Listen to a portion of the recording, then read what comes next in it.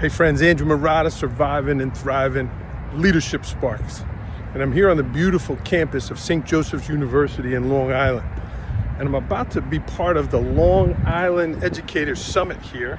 It's the end of May, it's a busy time, but there's gonna be over 100 educators here that took the time out to be here today.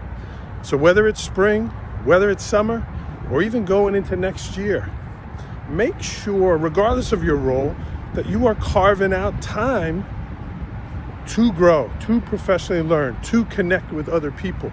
These conferences, they're more than just the content. It's about the people, the connections, and the relationships. If you're here in Long Island, certainly get involved with the LIE. You can check out their great website, Long Island Educators. But regardless of your role or where you are, make sure you're taking time to go to a conference, grow, engage, connect, and then take action on those things. Keep surviving and thriving, friends.